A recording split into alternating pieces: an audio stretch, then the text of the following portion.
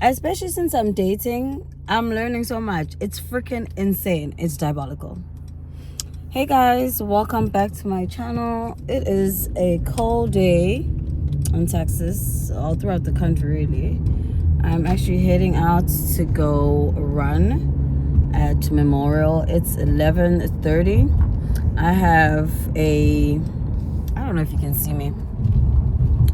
And let me wipe the screen.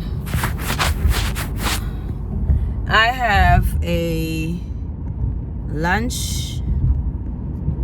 I have a lunch date today, and then in 2 hours. I haven't eaten. I'm gonna be going there because I have to eat today, so that's gonna be my lunch. And then I also have a dinner date, and that's a bit later. These experiences, what they have been doing to me is they've been just reminding me, of the amount of options they are available for me as a woman, and that B, I don't have to settle. Society has made women feel like they have to accept what they are given. I'm learning I don't have to accept what I'm given. I get to choose what I want. And a lot on how these days play out are based on how I think about myself. How every man treats me is based off of how I treat myself and how I think of myself. And I will say there is a huge gap between dark-skinned men, my complexion, and this color men, because I feel, part of me feels like these colored men, my color, are trained to somewhat consistently want bare minimum, which means they sometimes try to do bare minimum. Not all of them, but most of them. And these colored people are always ready to impress. Like, for them, it's like a challenge. I want to do as much as I can to make sure you're happy. And the fun dates that I've had are with these color men. So the guy I'm going to brunch, he's already planned our second date for us to go to golf. Do you understand what I mean? And we haven't even, like, this is going to be our first date. And then the guy I'm seeing on Monday before I leave he wants to teach me how to shoot, because here in Texas, like, shooting is a popular thing. And then there's just literally in the roster, there's just literally this colored guy, and I can just see, okay, he takes me to expensive restaurant, but there's a slacking in his department. And that's why I consistently tell people to date multiple people, because it helps you notice when someone is slacking. It helps you pick up when someone is trying to give you bare minimum. It just helps you see your value that much better. I mean, it's one thing to know your value. I know my value. But also when someone is demonstrating, because all of these are males, if one male is willing to do all of this, the guy I'm meeting today, he's sending a car to pick me up. I just need to exist. Yes, this color guy picks me up, etc. But the point of the matter is that I don't even have to ask. That was, hey, you don't need to do anything. I just need you to get ready. This is where we're going. It's a very high-end place. I've been there before. And does this time work for you? I said yes. He's like, okay, I need you to be ready, and then can you send me a address and I'll send a car to pick you up. And he was like, if you don't feel comfortable, you can send a address like 2 or 3 streets over, then the car will pick you up from there. Just whatever makes you feel comfortable. So his concern is just, are you comfortable? How are you feeling? Are you safe? You just need to get ready and show up. That's all you need to do.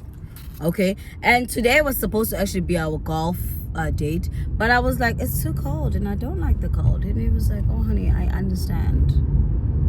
Say less. So this allows me to remain in my faffy feminine era, and for days where I don't want to go on dates, I simply say no. I simply say, I don't want to do anything today. And then they'll offer, hey, do you need me to send you food? Or you, like, it's literally that. I feel like when you surround yourself with multiple men, it's so easy to see the weakest link in the pack, because this is a group effort. It's a group effort. It's so easy to see the weakest link in the pack, and it's so easy for you to let the weakest link go. You see the one who's not putting in effort, and you don't fight, you don't struggle, you don't shout, because you're too busy. You just like, oh well, you're just not coming with the and if you're not coming with the then you need to let other kids get space. It's like, it's insane, it's diabolical. I will say I slept at 4 a.m. because I was on live 4 hours yesterday just talking, which was fun. I am a bit tired, but one thing's for sure and 6 things for certain. I am a gym girly, and I go to gym minimum 6 times a week.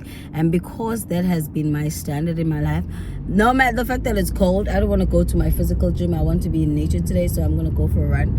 But it's those kind of standards that I set for myself, that even in the dating life, in the dating world, there's no room to settle. There's no room to settle. I'm just like, no, because I'm so hard on myself when it comes to standards. I'm so strict on myself when it comes to standards. It just doesn't make sense for me to understand a grown man. And it's excuses. I don't. I find it very unattractive. So I always preach the concept of dating multiple people. There's a reason behind it.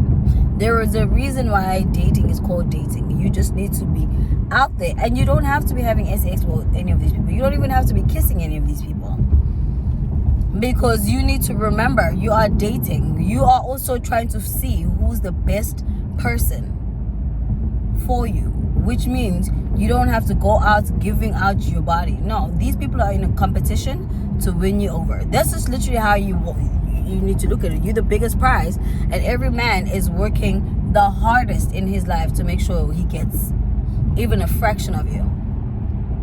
So when you start to look at dating as that, it changes the dating game for you. It changes the dating game. It changes how you see people. Oh my god, then I forgot my headphones for running.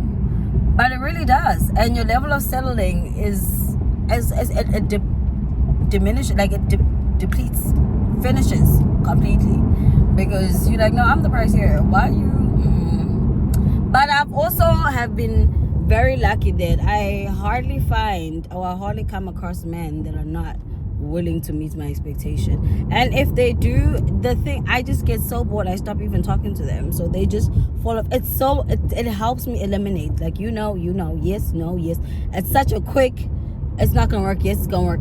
Because I have those men, and every time I remove somebody, a new option pops in the picture. So never be afraid to date multiple people, because if you want to date, you need to do it right, or don't do it at all. If you want to date one person at a time, I personally would say just don't date.